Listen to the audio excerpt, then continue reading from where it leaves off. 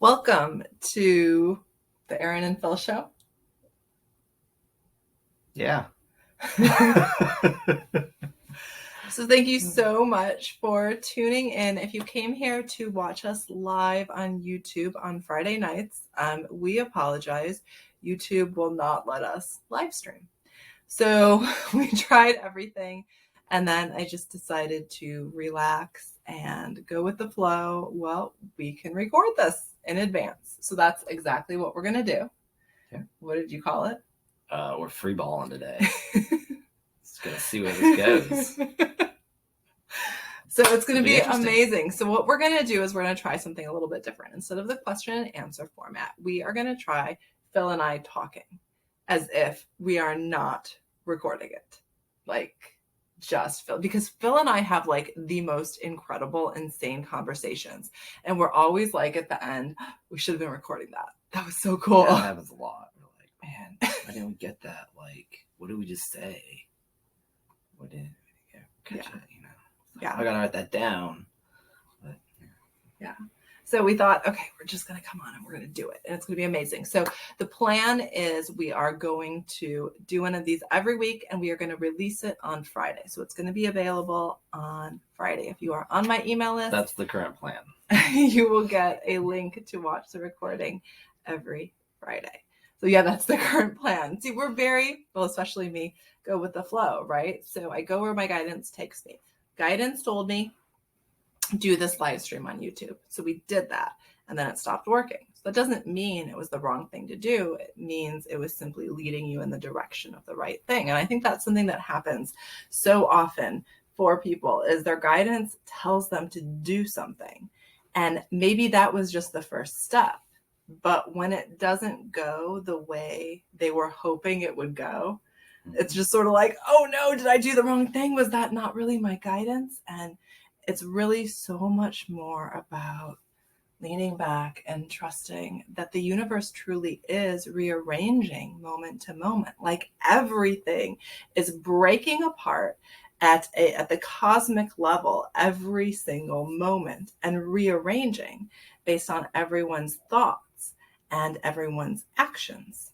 And so if we're expecting something that worked for us in the past or didn't work for us in the past to sort of go the same way in the future, we're often disappointed or we often find out that's not true. And it's exactly why it's so safe for us to begin to break out of those old patterns of, well, I've always done things this way and I've always pretty much gotten the same results. I feel like I'm guided to do things differently, but I'm afraid because I've always done things this way, right? We get stuck in this comfortable habit or comfortable pattern. And even if it's keeping us sort of stuck in the way that we have been, it can be very hard for us to leave it behind and try something new. What do you think? Yeah, sometimes, you think, well, this is what worked in the past, so this is what I need to be doing, when sometimes you need to let that go and move into a different direction. Sometimes it's not working anymore, and you're like, why isn't it working anymore? It's worked in the past, but maybe you're just being led in a different direction. You just got to go with that. Yeah. That happens a lot, doesn't it? Can you think of any times that has happened? On the top of my head, as soon as it's over, it'll all flood into me.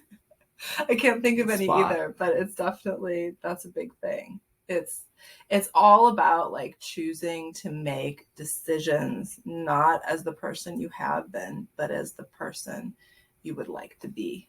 That's what, when somebody is talking about be the dream version of you now, that's what they mean. That's what they're saying. Or just be. They're talking about literally making your decisions from this new next level place. And that requires releasing how you have done things before. Because if we want to become the next level version of us, we're not going to do that through making decisions about anything in our life from the person who we were in the past. Yeah. So how has your day been going today, babe? Good. Yeah, it's been fine. Yeah. Playing with the kids. Typical day. Yeah. Yeah. Okay. That's so interesting. You were telling me. Okay. All right. What was I telling you something earlier?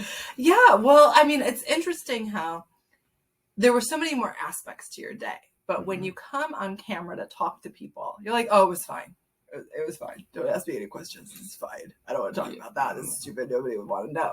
Right. This is the normal reaction that people have and that I used to have back when I was in the habit of being the person that I used to be. The person that I used to be was so terrified of being seen, of shining her light, of even finding out if she really had a light. I just didn't want anyone to see me. Can you resonate with that? Oh, yeah. Yeah. No. Do you want anyone to see you? Oh, absolutely not. Yeah. I'm pretty used to nobody knowing I exist. Yeah. And that's fine with you, right? Totally fine. Yeah. Mm-hmm. But then again, you have those dreams, aspirations, what you want to do in your life. But if you want to achieve those, you can't be that person that nobody knows about. So it's like you're going to break out of your comfort zone or not. That's why I'm here on this video. Exactly. I had reservations about doing this, but here I am. I'm like, all right, you're going to throw me in the water and see if I can swim. Yeah, absolutely. Mm-hmm. So it's really interesting for me when I started, after I published the book, I knew I was going to have go out there and talk to people, but I'm such a shy introvert at heart that was terrifying. And the first few times I did podcasts and radio interviews around the book, I wanted to throw up before I started. I remember, oh my gosh, I could remember. You were terrified. I'd have to coach you into it. You can do this. Yes, you did. This. You had to coach me into it. Pump you up. You got this. You're awesome. Yeah. Yeah. It was because that is just literally not who I have ever been. And at one point you said to me, Erin, I think if you're going to do this, that you're going to have to become comfortable with being seen. And I was like, what? I don't want to be seen. Really wise. I just want to have a successful business and sell lots of books and inspire millions of people, but I don't want anyone to see me. Right? But then you reiterated. Yeah. You're going to have to be out there. Yeah. I don't know what I said to you. Apparently you remember. Yeah. It was brilliant. And I put it on the mirror. I wrote it down and I put it on the mirror in the bathroom. And I saw it every day for well over a year. And every time I looked at it, I remembered, oh my gosh, it is my dream to inspire millions of people. It is my dream to share the words that want to come through me with millions of people. And how am I going to do that if I'm afraid to be seen?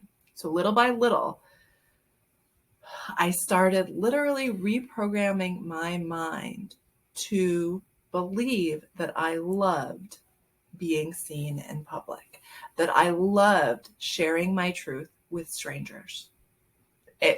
And now look at this, I'm fine. I can come on here and talk to you and it feels really natural because I'm so used to it. This is who I am now. I have recreated myself into being somebody who authentically shares her truth with all of these beautiful souls on the internet. It's incredible how you can transform from somebody who is hiding and is so afraid to be seen into somebody who is lighting other people up.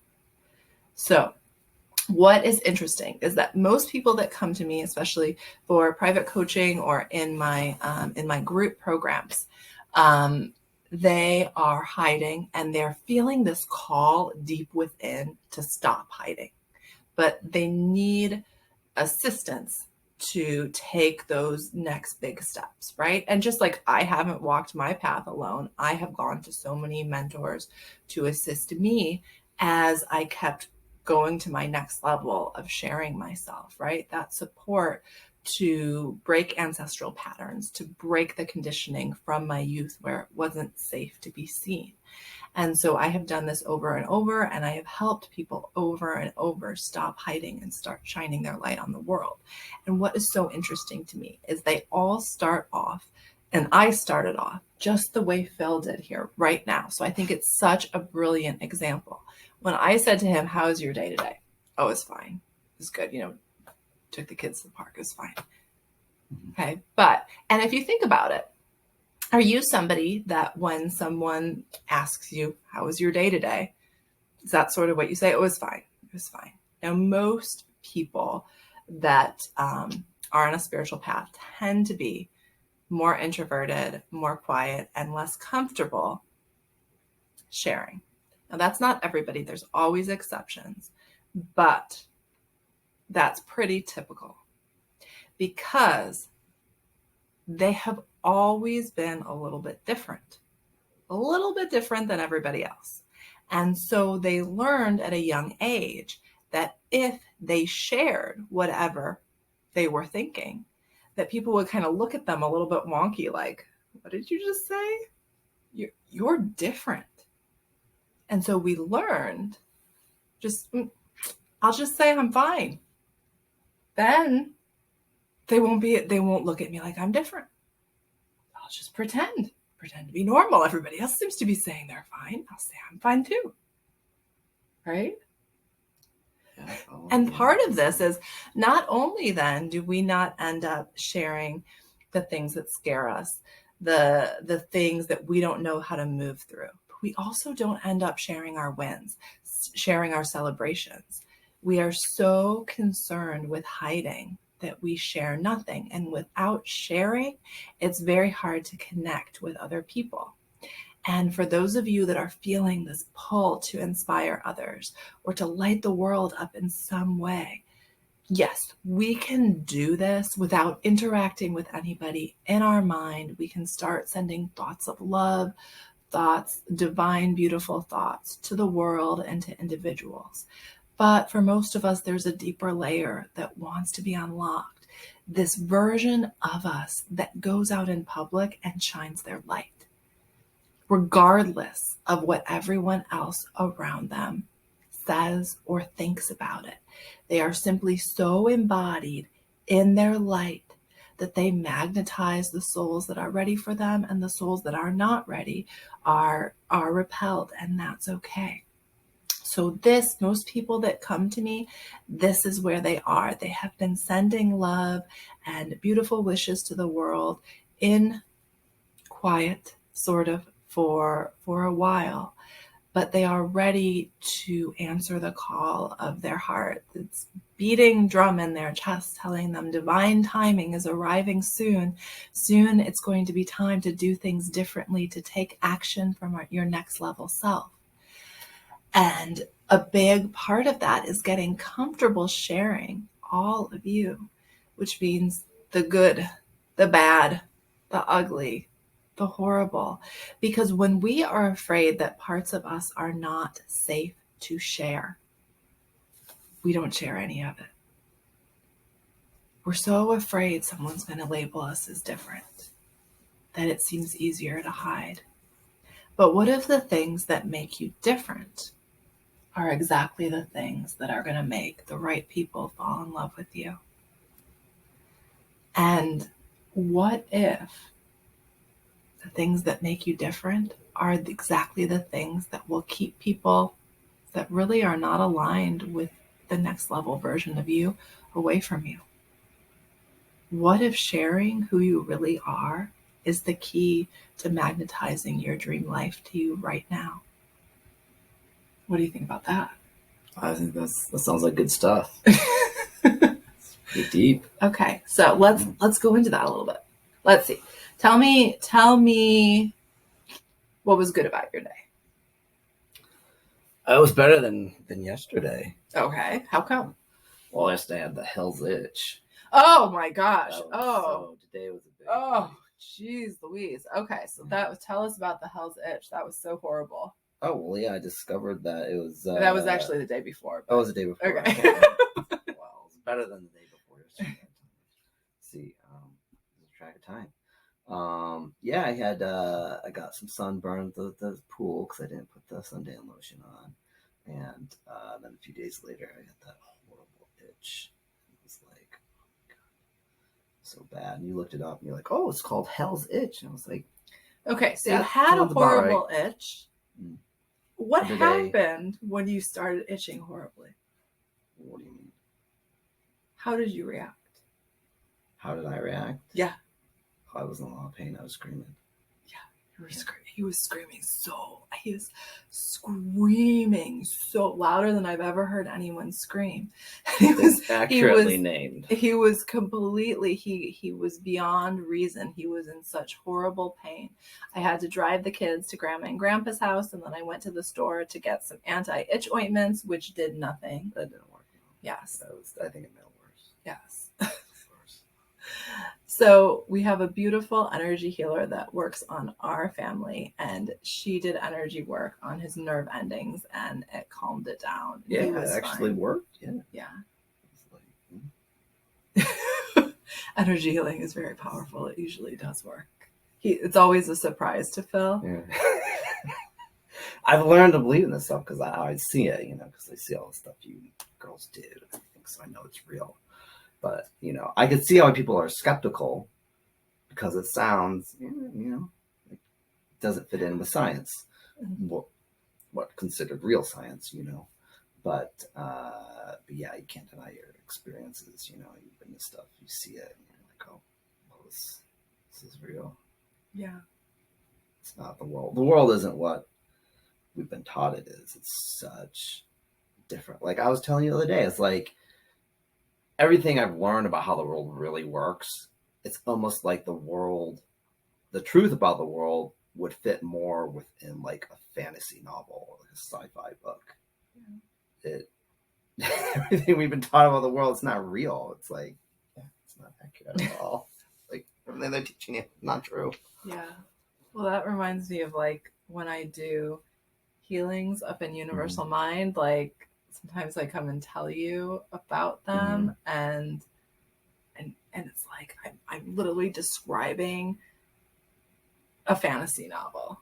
Like, and sometimes it feels like I am the hero in a fantasy novel because I'm like going up there and I'm like doing these heroic things, right? Like these light warrior things. It's crazy, but it's actually like real. It's really happening. It's really happening, and from the lens of believing in the world we were taught when we were younger in school versus how the world actually works. It's like they don't even resemble the two. There's barely any similarities at all. Like at all. Almost nothing that we learned in school. The more you learn about the world where that operates, it's like diametrically opposite of everything that you've learned. And what's interesting there is there's so many beautiful souls who sense that, walking around wondering what's wrong with them. Yeah, because you're confused. That's why where we were before we discovered I am. We had so many questions, and we didn't know where to find answers because we're experiencing things, seeing things that shouldn't be real. But we knew they were because we're experiencing because we're doing them. We're like, well, there's something here. There's something metaphysical going on because we're experiencing this. We're seeing it. And we had so many questions, and then when you discovered I am, you kind of cracked we were both on a path to discover crack the code, and Erin cracked the code, and she found I am, and then we were able to get all these questions answered. Yeah, and it was like it's like a breath of relief, like breathing fresh air for the first time, like. All these questions you normally you have the answers to them, so you don't have to wonder about them anymore. You so many things that you wondered about the world you now understand, and not only that about yourself, right? Because you had been in general, we had been wondering what's wrong with us, why are we so different, and then finding out there was nothing wrong with us. We were just more open and receptive and aware than everyone else was. Everybody else was happy to live fully in the delusion, right? That things were black and white, and exactly that the five senses were all that you could experience. And everything we're taught about science is real and everything, and none of it's very little bit is.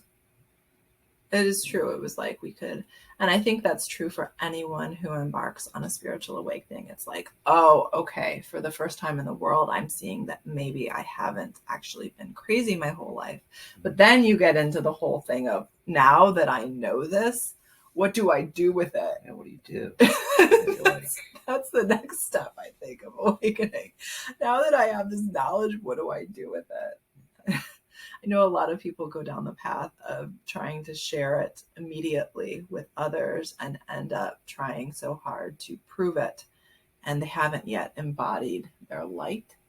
And so they're sharing it from a place of, I need you to believe this so that I can believe it too, instead of stepping fully into your light and then sharing it, which I think is such a blessing of how I was not brave enough to share what was coming through me in the beginning. Yeah, it took 8 years. Yeah. 9 years almost to actually come get up the with a book out. We're terrified to tell people. Oh, we're so scared. Yeah, we were so scared. Oh, the crazy thing was, back in Virginia Beach when we first, in 2011, when we first started talking to I Am, we looked up on the internet and stuff like I Am God and all these things, like it didn't exist. And then finally in 2019, when we were going to do this, we looked it up on the internet and people had been talking about it, but it didn't exist. It's like, and they had been talking about it since before 2011. We're like, oh, this is crazy. This wasn't there before, and now it's here.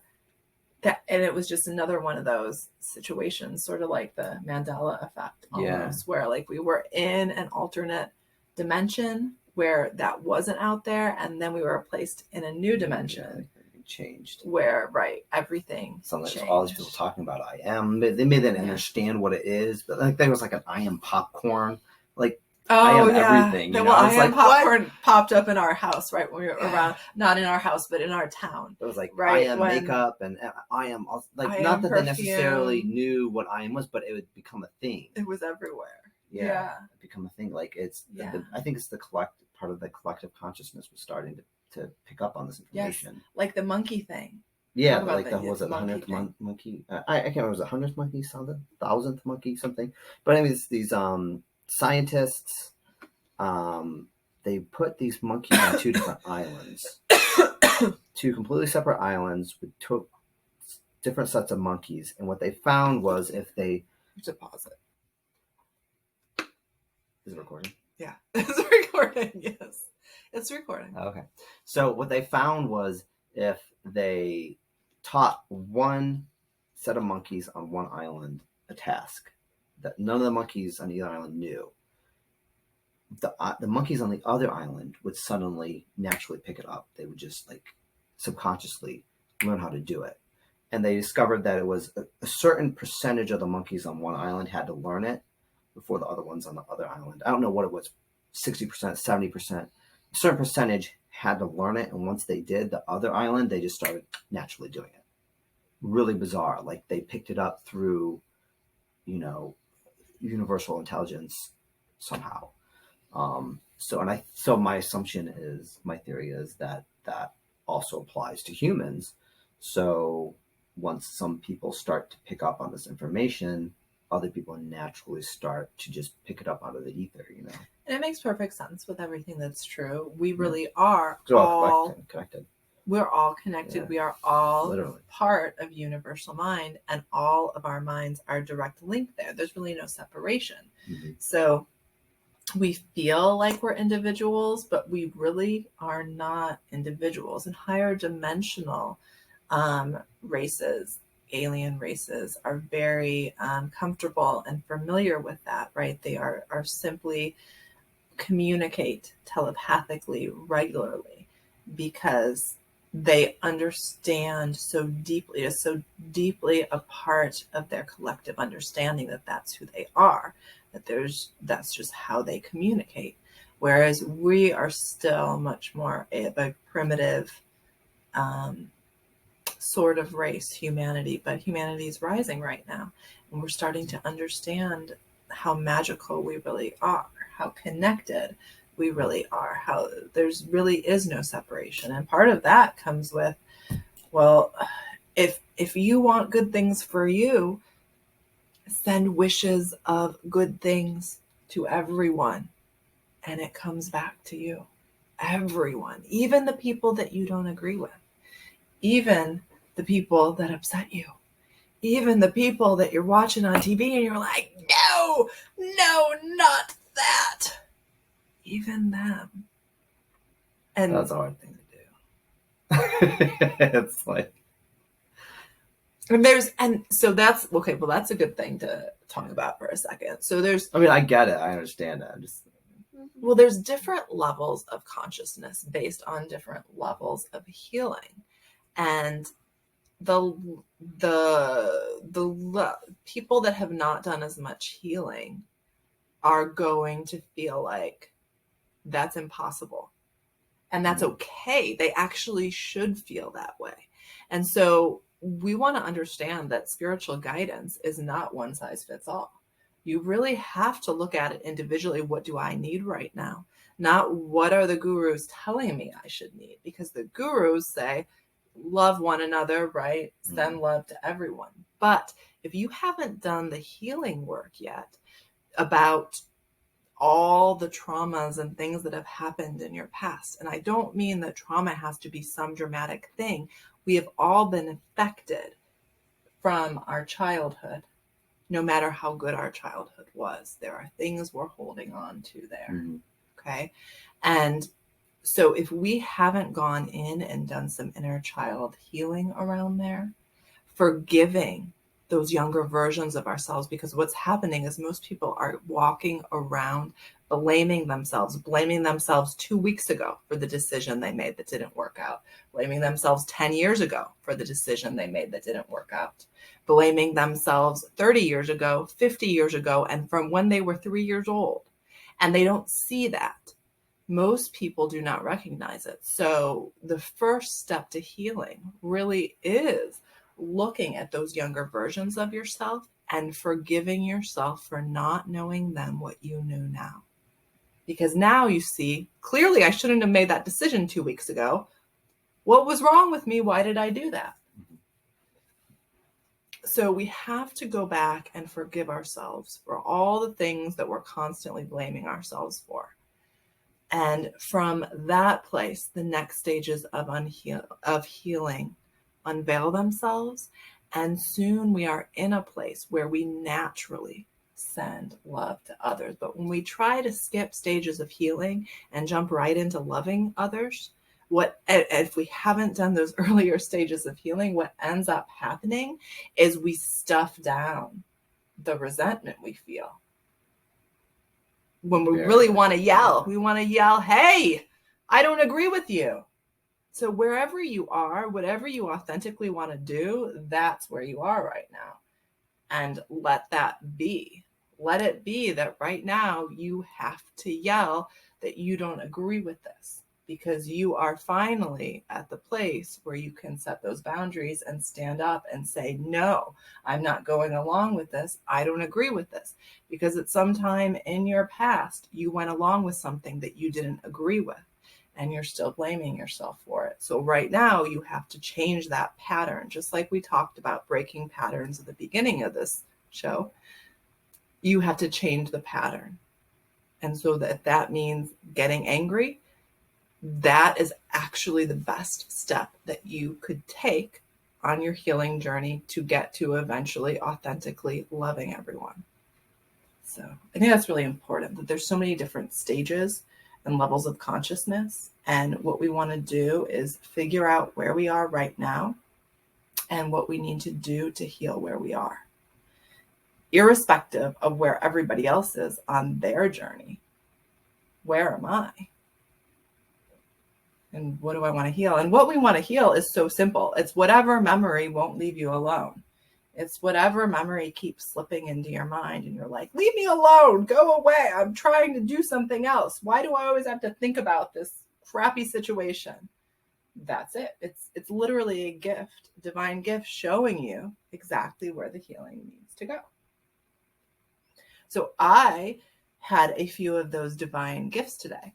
I do not usually yell at the children. I think it's pretty rare, isn't it? Yeah. So today, well, the last few days, they've been like just attacking each other, and they're 3 and 5. And so it's like they're kicking each other and punching each other. And I'm like, no, you can't be doing that. And I separate them and they just go back at it. And they're like giggling and laughing and they're loving it until one of them actually gets hurt. And then it's crying and horrendous. And then we have to separate them again and everything. And so anyway, Leo got kicked really, really bad by his sister. and he was really hurt, and I got really angry and I yelled. And as soon as I yelled, I took a few deep breaths and calmed myself down. And then I asked, why did I yell? Because I obviously was bringing up repressed emotions. Okay. So when we're yelling, there's repressed emotions. And I asked to be shown what that was connected to. And I was shown a few different things. I was shown that it was connected to when I was a child, my brother was younger than me. And so he was littler than me. And he was always sort of beating up on me, but I was not allowed to fight back because I could hurt him because he was littler than me. And then as I grew up, my cousins were always tickling me. And I did the same thing. They were all littler than me. So I didn't fight back. And I just laid there and cried while they tickled me. And I hated it. And I was always so afraid they would tickle me. I wasn't allowed to fight back. And so there's that repressed emotion of being attacked and me wanting to scream, me wanting to stand up and say, no, you can't hurt me like this. But not having that safe outlet when I was younger to do that, right? So then I was also shown that so that was great. So the fact that I'm yelling, if I can now get some space from the kids, go outside and yell with those memories in mind. And while I yell at the top of my lungs, I repeat in my mind, I release, I release, I release. The past is in the past. This is no longer my story. Then those memories are cleared. The repressed energy of anger, and this isn't fair, that I've carried around since childhood, is now released from my physical body, my energy body, and my mind. But when I don't recognize that me screaming, and it was sort of happened and I didn't have any control of it, is tied to repressed emotions from the past, then I don't recognize it, I don't ask to know what it was connected to, and I don't release it. So the other thing I was shown is that the kids are doing this behavior when I'm on my phone. So they are literally begging for attention. And the best thing that I can do is be more intentional about not being on my phone as often, because that's when the behavior is happening. So it's also showing me how I can be a better version of me for them. So whatever's coming up for you, we are taught in our society that if you yell, you are bad. But like when Phil was yelling the other day with the hell's itch, I'm like, this hell's itch, it's not just something that happened randomly. It's a really rare, according to the internet, it's a really rare complication of sunburn. It's not something that just happened randomly because he got sunburned.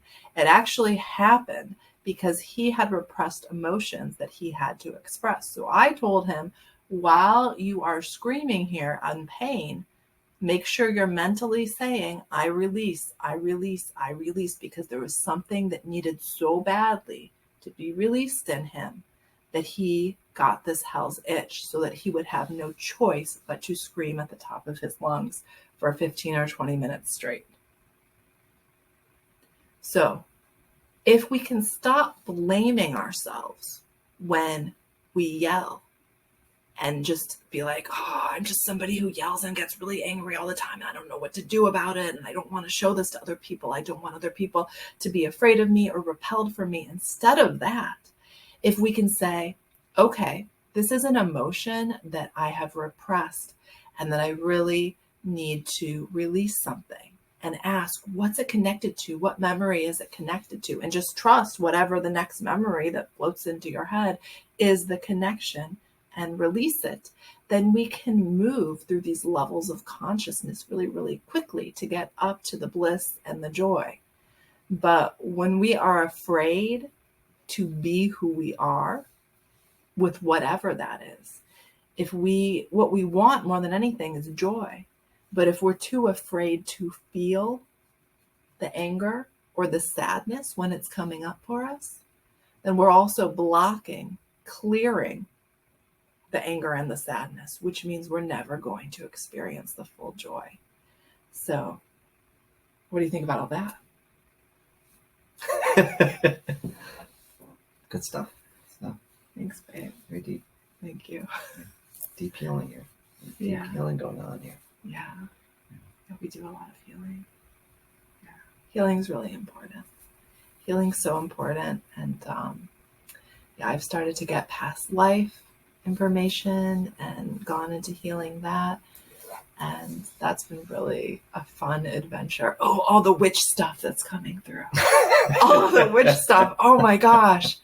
Oh. You've been talking about this a lot. Oh my, I keep getting all of these being burned at the stakes and past life remembrances. And they're so tied to probably most of you watching this video and you're part of it too, babe.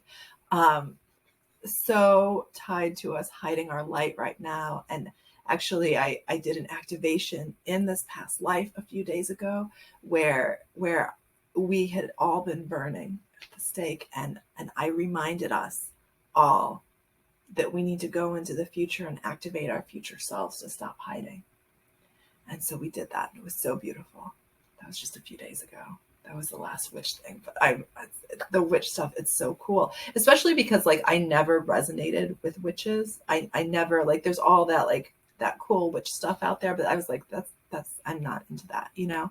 But now seeing, I understand that so many people that are spiritual today are so deeply connected to that because that is a past version of themselves. And so I think that's so beautiful. Now I'm still, again, I'm not into any of the witch practices because I feel like just embodying light is the highest version that we're here to do and creating with our mind. But I just feel so connected to everyone that has been hiding their entire life and is feeling this call to come out of hiding, because that was me, not only in this life, but now I can see in past lives. And I see why. I see the root cause for us is because in the past, when we spoke our truth, we were burned at the stake over and over and over again, until one day we decided we would go into hiding. And so we were born into this life still hiding.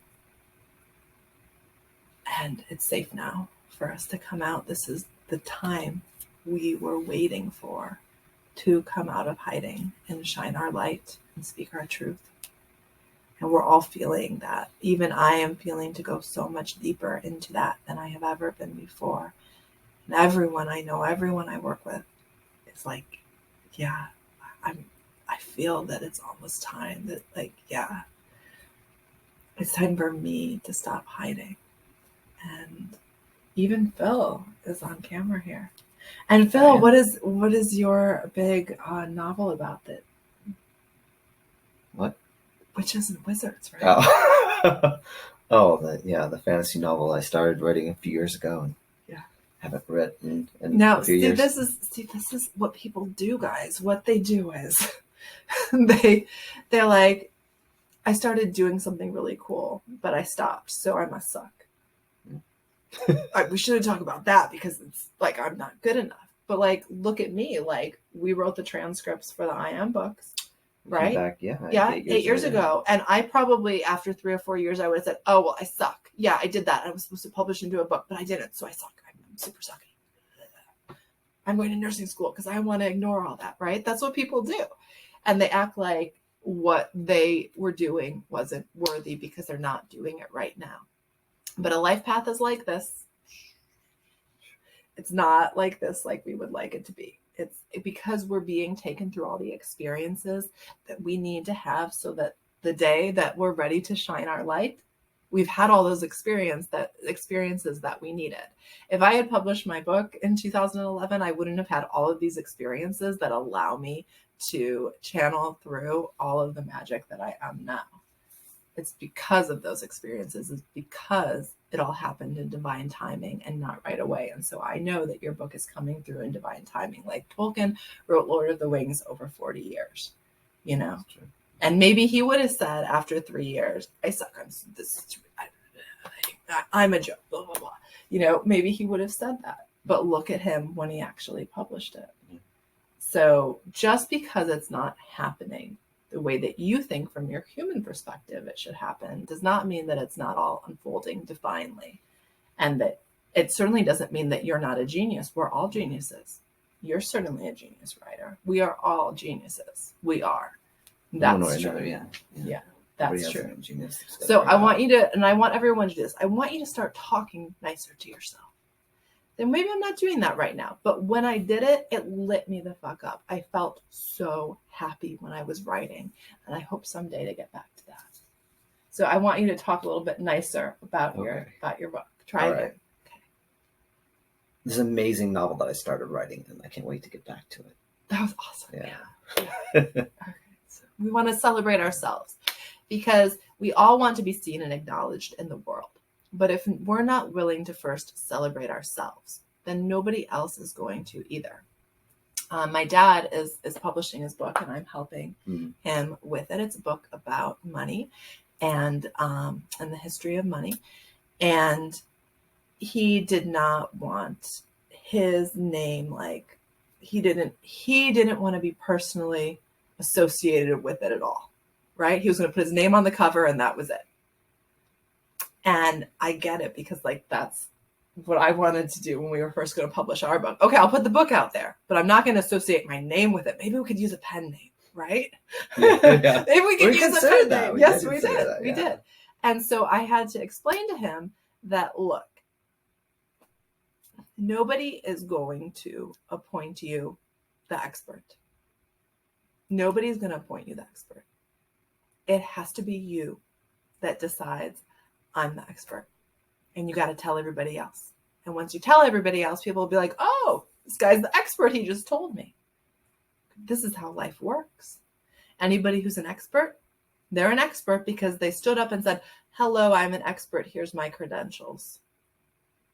Now, they might be only half of the technical credentials of somebody who isn't proclaiming themselves as an expert because they're waiting to have 10 more credentials.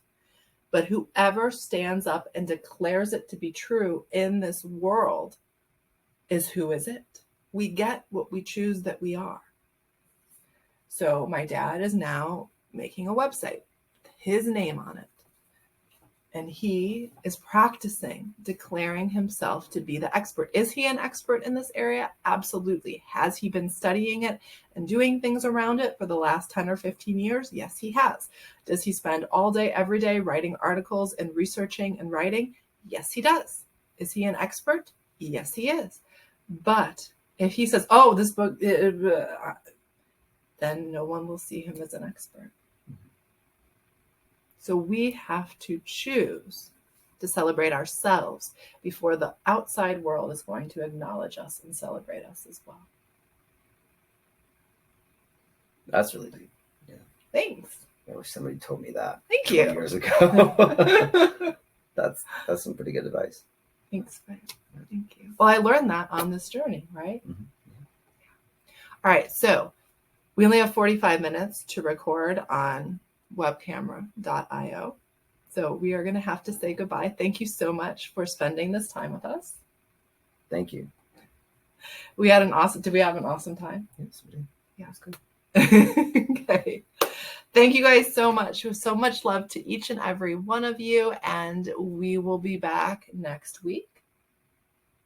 It's going to be awesome. It's going to be even better. Next week, we're going to have a fancy new name for this little chit chat. Yeah, for like an intro and stuff. Yeah, we're going to have an intro. Nice. It's going to be like super professional. And when you look at it, you're going to be like, oh, they're such experts. Right? Yeah. Just got to declare ourselves the experts here. So exactly. We're the experts sitting here in front of our flowers and chit-chatting for 45 minutes. Okay. So thank you guys so much. All of our love.